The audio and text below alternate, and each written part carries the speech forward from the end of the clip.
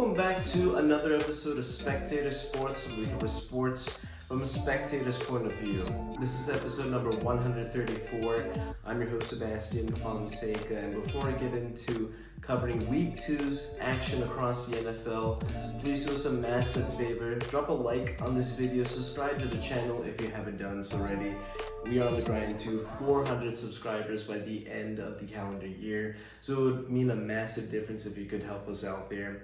If you want to get clips from today's episode, we got that for you here on YouTube and our various playlists, as well as on TikTok. And if you want to enjoy Spectator Sports from an audio-only experience, we got that for you on Spotify. I'll link everything in the description, and let's get into this week's episode. In a rematch of Super Bowl 59, the Philadelphia Eagles outmuscled the Kansas City Chiefs, and this drops Kansas City to 0-2 and losers of 3 straight for the first time in the Patrick Mahomes era. Are we seeing perhaps a changing of the guard here? Because the Eagles have recently had the number of the Kansas City Chiefs, including 2023, which was a rematch of Super Bowl 57. The Eagles beat the Chiefs then, and you fast forward to February of earlier this year, they dismantled the Chiefs in Super Bowl 59, and now they have another strong showing. We're seeing in the last 5 years, these two teams have gone head to head, and so far the Eagles have now leading this series 3-2. Obviously, the Eagles won this game thanks to their strong defensive play led by defensive coordinator Vic Fangio, where he found a way again to shut down Patrick Mahomes by limiting their offense in a similar fashion to what they did in the Super Bowl, but slightly changing things up, where in the Super Bowl didn't really call a lot of blitzes, but in this game in week 2 he changed it up by calling various arrays of blitzes, and that definitely led to some confusion with Patrick Mahomes and that Chiefs offense, where it may not have been a dominating performance like we saw in the Super Bowl, but still Philly's defense got it done, and they sacked Mahomes twice and hit him 10 times on Sunday afternoon. Just when we saw the Chiefs begin to get some momentum in the fourth quarter, disaster struck when Travis Kelce couldn't secure what could have been a go-ahead score and ended up being a game-altering interception by rookie Drew Mikuba. The Eagles turned that interception into 7 points by converting on a 3rd and 10 thanks to a long pass from Jalen Hurts to Devontae Smith, and then later converting a 4th and goal with their patented tush push. With this turn of events, this was a potential 14-point swing, turning what could have been a 17-13 Chiefs lead into a 20-10 Chiefs deficit. Philly once again nearly pitched a second half shutout if it wasn't thanks to a blown coverage between Reed Blankenship and Quinnion Mitchell, leading to a Tyquan Thornton long touchdown to get the Chiefs momentarily back into the game in the fourth quarter. But after recovering the onside kick, the Eagles bled out the remaining clock and handed the Chiefs their 3rd straight loss dating back to February. Takeaways from Philly's perspective is that once again they flexed their championship DNA that they've slowly been building for the last 2 to 3 years. What championship winning teams do is that they capitalize on your opponent's mistakes. The Chiefs made a ton of mistakes, where in the first half, the Eagles took advantage of a short field thanks to a Harrison Butker missed field goal that was wide right. Fits with how he's been looking lately. And you have Saquon Barkley capping off the drive with a 13-yard run where he followed the gaping holes created by the Eagles offensive line for the game's opening score. In the second half, the Eagles stood tall where they stuffed Kareem Hunt on a 4th and 1, and they converted that into 3 points. And then when you added the Mikuba pick, that's 17 of the Eagles' 20 points as a result of Chiefs miscues. And these all resulted in short fields for the Eagles. I will absolutely acknowledge the refs did miss at least 2, if not 3, false start calls on the Eagles' offensive linemen when they were attempting to tush push. But let's not act like the Chiefs haven't been the beneficiary of many questionable calls in the last 4 or 5 seasons ever since Mahomes has been their starter. I still have some concerns over the Eagles offense because the passing game did look anemic at times, a lot of underneath stuff, and now we're seeing that over the course of the last couple of games. So far, there's only been 2, if maybe 3 passes that have been completed for more than 10 yards of the passing game, and I understand Kevin Patullo is new to this, but it's gonna be really concerning if this trend continues. I want to give him hopefully at least until the end of the month of September to see if he opens up the playbook, the passing game can evolve, because it is concerning that it's really dialed back and very conservative because you just cannot win football games like this. For this type of game, it makes sense. It's low scoring, it's a defensive struggle, so you want to really avoid putting the ball in harm's way, and I thought Jalen really did do his best to scan the field. I think maybe there were a couple missed throws out there, but he didn't really make any losing plays. I think it was maybe too overly cautious, if anything. But like I said, I really want to see how the Eagles offense can look by the end of September and if they do get their shit together, because for now, the Eagles are leaning on their defense and it's proving to be the strength of this team. They got huge stops, they controlled the line of scrimmage, and the Chiefs offensive line really couldn't generate much push against this Eagles front, and once again, that made them one-dimensional. And Fangio will absolutely live with the Mahomes scrambles every now and then. Of course, they did allow Mahomes to get in on that one touchdown scamper in the first half. But outside of those scampers in the first half, they even were able to control those Mahomes scrambles in the second half. I didn't see much out of the Chiefs offense except for that one bomb to Tyquan Thornton to make this somewhat of a game late. Obviously, there's a big impact now. The defense gets a boost because Jalen Carter's delayed season debut ended up being in week 2, and he did get a ton of pressure coming up the middle. He hit Mahomes 3 times despite being double teamed quite a bit, but I thought him and Jordan Davis did a really good job. Jordan Davis has been playing lights out to start off the season. Nolan Smith and Jalen Carter teamed up for that pivotal 4th down stop early in the 3rd quarter that turned out to be helpful for the Eagles in getting 3 points up on the board. Also, a huge shout out to Jake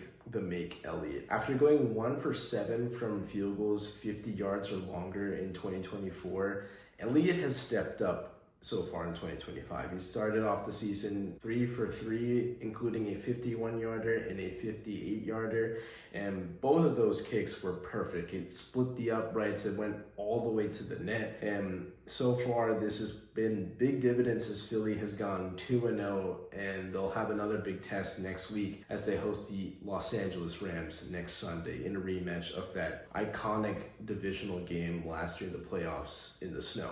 It's clear to me that Patrick Mahomes can no longer mask the Chiefs' glaring roster flaws. Through 2 games, Mahomes is the Chiefs' leading rusher, and this is a major red flag on how the Chiefs' offense is looking so far. Neither Kareem Hunt nor Isaiah Pacheco can generate any type of impact so far in 2025, and Mahomes, through 2 games, has already doubled the 2 running backs' rushing output so far. That is disgraceful. The running game is a quarterback's best friend. That is a common theme in football. And even for a superstar like Patrick Mahomes, he could get some massive help with at least somewhat of a reliable running game. And I think so far in terms of pass protection, the offensive line has done a pretty solid job, but in terms of run blocking, it's less than inspiring. It's understood that in an Andy Reid style offense, the running game isn't an emphasis, and you're never gonna see really a consistent 1,000-yard back. But for the defense to remain honest and even pay attention to play action concepts, they're gonna need to find a way to generate a running game. And whether you tweak something in the offensive line or you find a way to get some more effectiveness between the two, but maybe you have to even bring in a new running back into the mix, because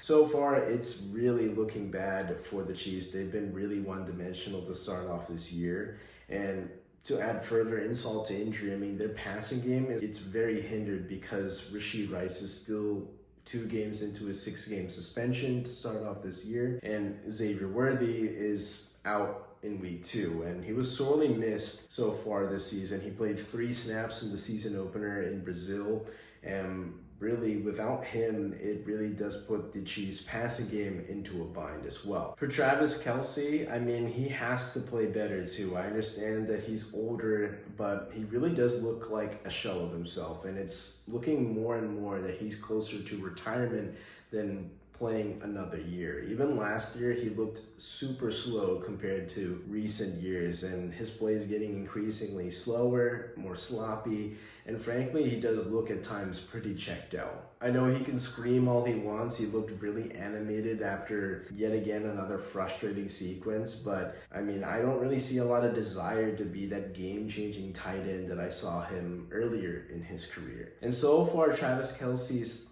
impact in 2025 has been dislocating Xavier Worthy's shoulder and his Butterfingers killing a promising offensive drive and turning it into a game-altering interception in the red zone. And while we still can expect some hero ball moments from Patrick Mahomes, as he is still very capable of these Houdini-like magic plays, he can't do it alone, and right now even he is not enough to carry this Kansas City offense, as he's turning 30 this week. I mean, age does catch up to you. With the offensive line, yes, it's solid in pass protection now, but with him scrambling, that's going to accumulate hits, and God forbid he gets hurt, trying to make something out of nothing and then sustaining an ill-advised hit just because his running game is ineffective.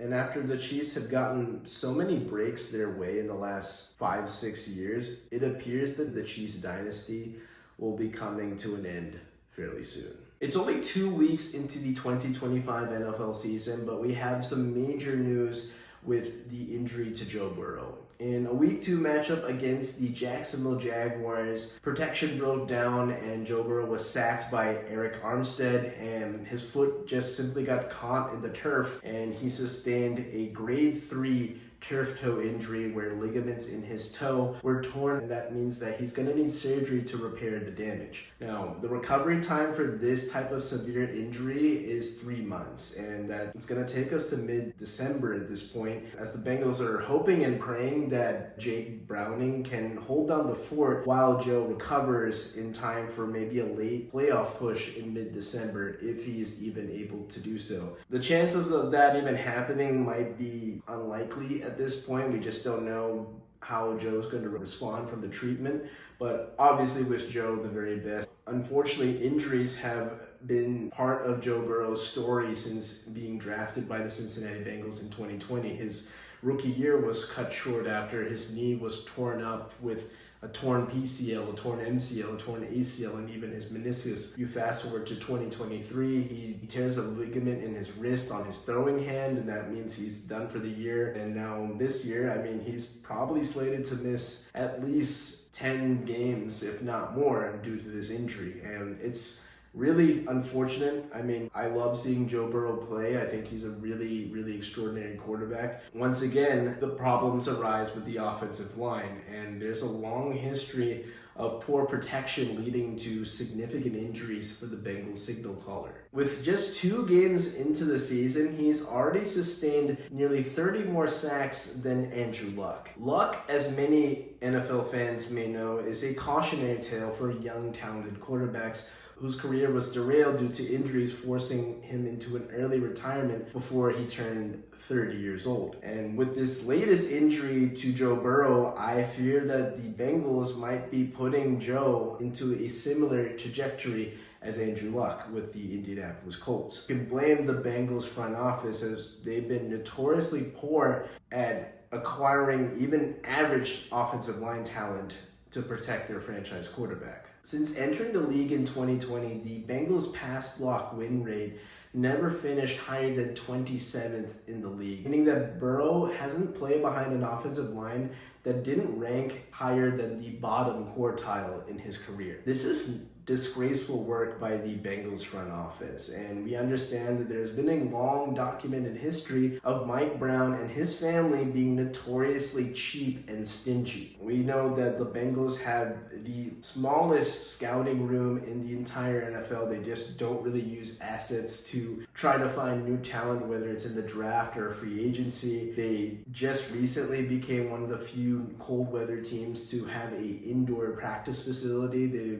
are stingy even in that capacity. With their stinginess, they've also had really bad contract disputes with players in the past. You think about Carson Palmer, who was really fed up with the management that he threatened retirement and ended up getting his way as he forced a trade to the Oakland Raiders at the tail end of his career. You can just see how all these kind of accumulate to being kind of one of the most mismanaged franchises in NFL history. And the Bengals are one of the few teams that don't even have an official GM, as Duke Tobin is the director of player personnel but acts as the de facto GM. Let's go back to 2021 when the Bengals had the 5th overall pick. Joe Burrow is on the mend after suffering a severe knee injury in his rookie season, and a really intense debate arises where if things go their way, the Bengals should have their pick between Penei Sewell, a really good offensive line prospect from the University of Oregon, or Ja'Marr Chase, who's Joe Burrow's former college teammate, as Burrow and Chase dominated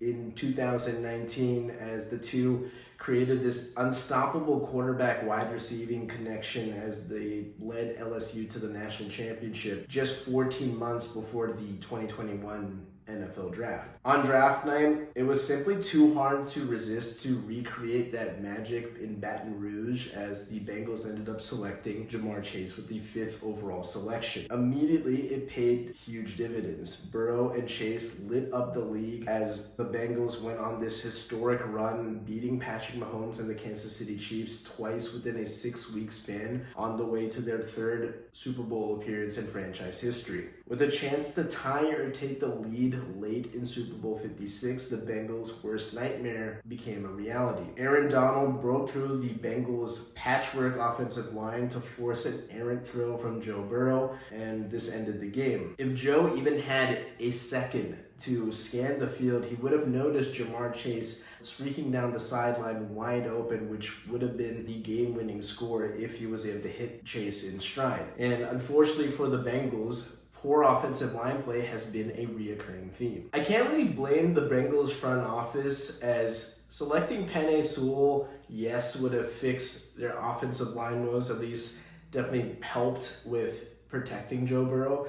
But that connection that you saw between Ja'Marr Chase and Joe Burrow in college is something rare that you just can't recreate between another random wide receiver and a talented quarterback, as sometimes that takes time to develop. But we saw that production in college, and it's the same thing translated to the NFL. But it's not like the Bengals still didn't try to find answers to protect Joe Burrow. They used draft picks. In that very same draft, they made free agent acquisitions and made significant improvements to the offensive line, especially in 2022. But for whatever reason, whether it's players underperforming to the contract that they signed them in free agency, or the draft pick underperforming compared to their draft status, or it's either a lack of development or just a player getting hurt, whatever it is, it's just continuously bad luck and poor return on the Bengals' attempts to try and improve the offensive line.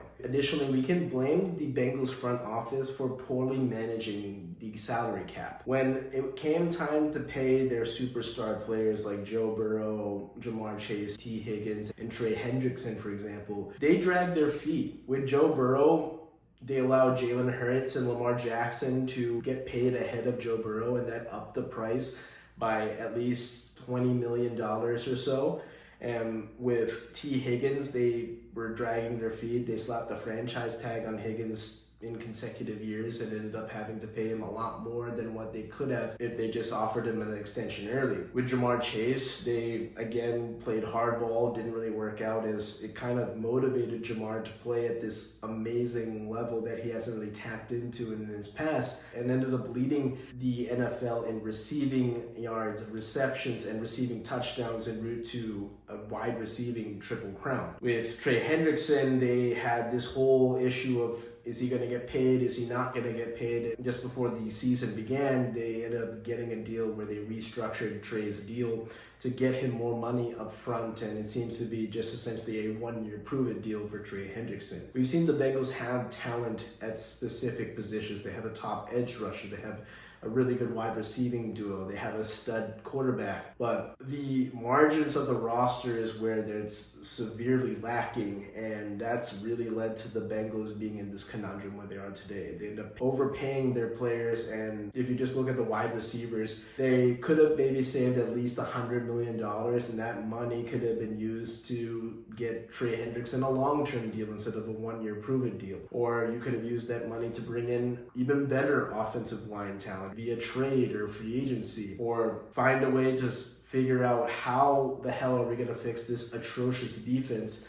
that we saw last year in 2024, as the Bengals offense really didn't have any problems. They were one of the best in the league, but that defense couldn't stop a nosebleed if it tried. All these moves ended up backfiring at some point for the Cincinnati Bengals. And going back to Joe Burrow, who already endured 5 sacks to start the season after 2 games, he took some really nasty hits, and one of them was from Myles Garrett, who is a behemoth of a man, and then the other significant hit pretty much ended his season prematurely. If the Bengals aren't careful, they will waste the prime of one of the best arm talents that have ever stepped foot into their facility and lose Joe Burrow to an early retirement, just like Andrew Luck with the Indianapolis Colts. It's still early, but it may be time to take the LA Chargers seriously. On Monday night, their defense wreaked havoc against the Las Vegas Raiders, forcing 3 Geno Smith interceptions and sacking him 3 times. And they did a great job in containing the Raiders offense, limiting them to just 218 yards. This has been probably the most physical brand of football I've seen out of the Chargers in years. I saw numerous tackles for loss,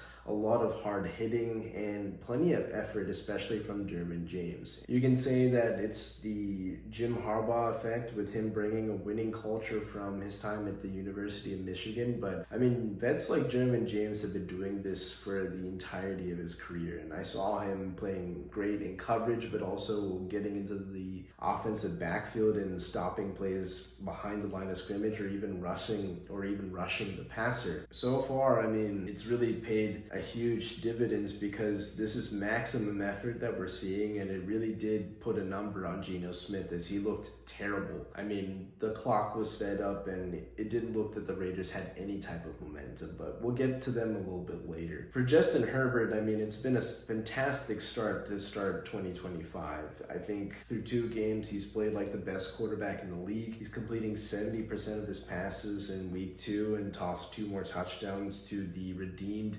Quentin Johnson and the rejuvenated Keenan Allen. Despite not having much of a run game yet, I'm still kind of disappointed with Omarion Hampton so far. Through 2 games, he's had that silly mistake towards the end of halftime in the first game where he ran out of bounds instead of staying in bounds to wind the clock. In week 2, we saw him have a really bad fumble against Max Crosby, and obviously Max Crosby is a superstar defensive end, but at least try to find a way to hold on to the ball, as I think he was subsequently benched for Najee Harris to close out that game on Monday night. But the running game will come along. I think Greg Roman is obviously a run-first kind of guy, and that's going to evolve as the season progresses. But so far with the Chargers offense, it's definitely airing it out, and this aerial attack with Ladd McConkey, Quentin Johnson, and Keenan Allen is already proving to be a very terrifying trio of pass catchers, and I'm sure more wrinkles are going to be added as the season progresses. With the Chiefs at 0-2 the first 2 weeks, and the Broncos dropping their week 2 matchup against the Indianapolis Colts,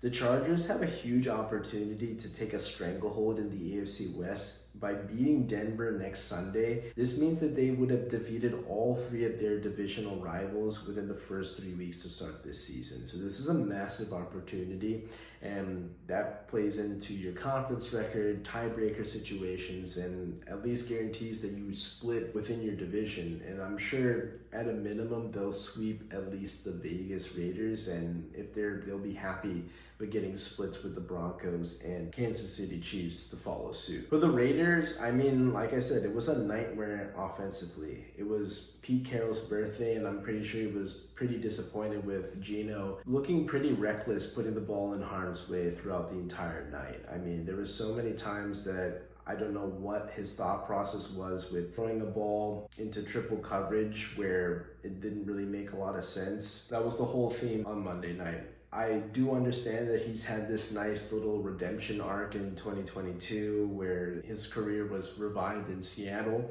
and obviously since Pete Carroll is back in the NFL, it made sense that he would negotiate this trade with Seattle to bring him to Vegas. Week 1, I thought it was pretty solid. He did a good job against a pretty okay Patriots defense, but in week 2, I mean, these 3 interceptions were just totally ill-advised. If you look at the first one, it was into at least double coverage, and I can maybe excuse that it was a little bit of a tip pass, so I'll give Geno a slight pass on that one. But if you go to the next one where his second interception was into double coverage, just completely inexcusable. There was really no chance of completing that pass. He had another throw that was nearly picked off, which was thrown into triple coverage. Another throw that was actually thrown again into triple coverage and was actually intercepted. So there's a lot of these throws where I'm not really understanding what he's seeing on the field, and it seemed like the old Geno is coming back into the fold, where this might have been his worst game since being a full-time starter since 2022, but very disappointing to start off this campaign with the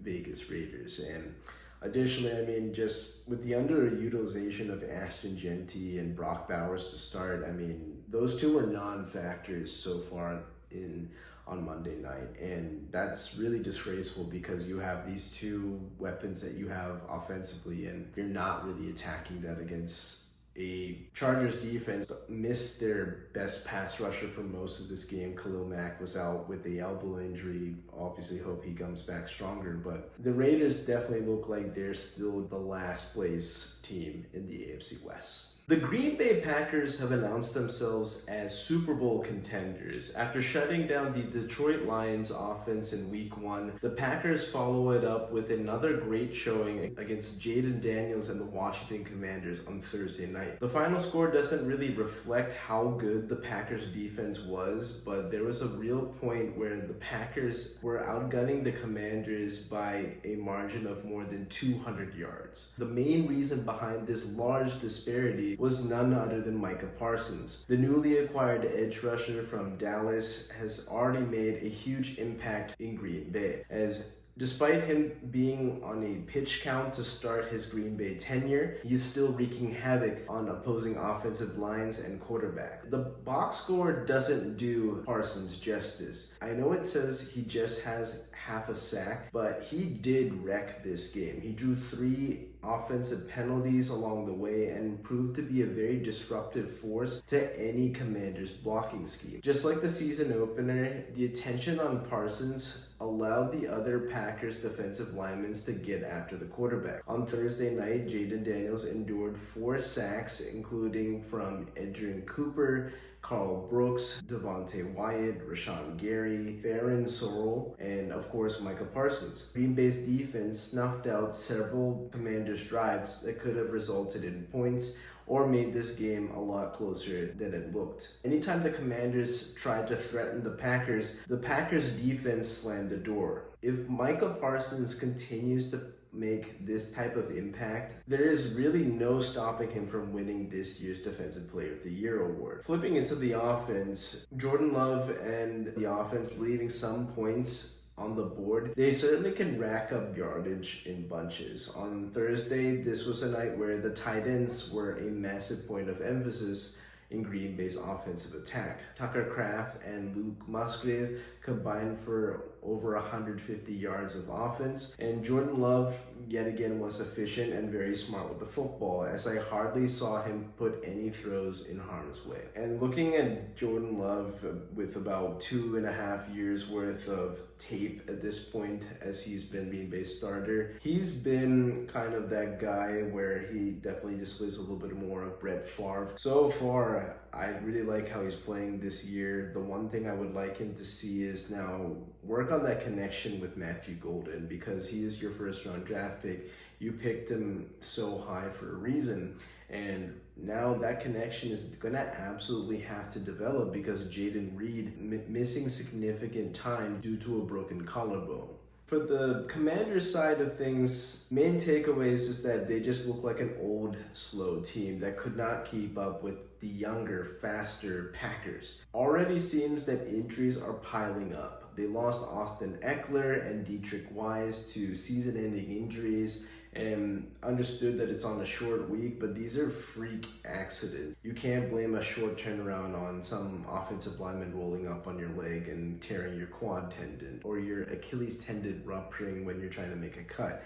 So these are freak accidents, but still, it's very sad to see that both these players are now going to be out for the rest of the year. Obviously wish them a speedy recovery, but in terms of the actual offense, like I said, Micah and the Packers defense really disrupted any type of momentum that the Commanders offense were trying to generate, as it seemed that last year they were far more explosive and willing to air it out. But in year 2 of the Jaden Daniels era, it seems that it's a lot of short intermediate passes, especially where you see guys like Deebo Samuel taking a slant pattern, and yes, he scored a garbage time touchdown, but Terry McLaurin has been really bottled up to start 2025, and it's understandable that a defense like the Packers with Jeff Hafley calling plays is going to really clamp up when the time comes. But it's not like the Commanders don't have the personnel, and I think it was really poor execution, and we saw that Washington's inability to move the ball until the game was essentially out of reach in the fourth quarter is very concerning. I know they really made it a point of emphasis to beef up the offensive line. You traded for Laramie Tunsil, and I thought that would be an impact for sure, but so far it's not looking that way, because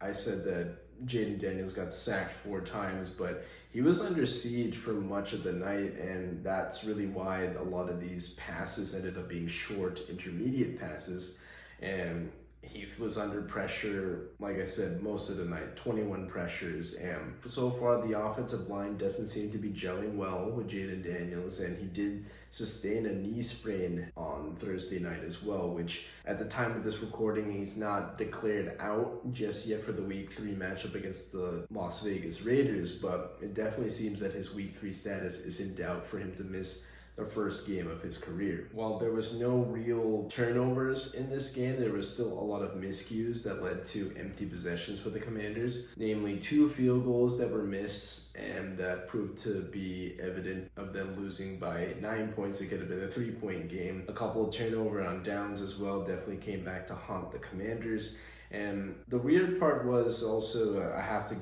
give some critiques to Dan Quinn here, where in the first half, there was some issues with clock management where he just let too much time go off the clock and sent out his kicker to take a 58-yarder, which would end up in a miss. Dan Quinn has already been a head coach with the Atlanta Falcons before. He should know this by now. It's not like he's a rookie head coach. So really bad clock management there. And so far, through 2 games, it definitely seems that Washington is nowhere near the NFC contender many people thought heading into the season. And with the news of Jaden Daniels suffering this knee sprain that may leave him out for at least a week, maybe 2, it definitely will impact the Commanders' hopes of returning to the playoffs. Thanks everyone for tuning in to this week's episode of Spectator Sports. If you want to help this channel grow, reach a broader audience, we're going to need your help. Drop a like on this video, subscribe to the channel if you haven't done so already, as we are on the grind to 400 subscribers by the end of the calendar year. If you want to enjoy more clips from Spectator Sports, we got that for you here on YouTube as well as on TikTok. If you like to enjoy Spectator Sports with an audio-only experience, we got that for you on Spotify. I'll link everything in the description. Shout out to Joey for editing this podcast, and also happy birthday, bro. And I'll catch you all on the next one. Take care, everyone.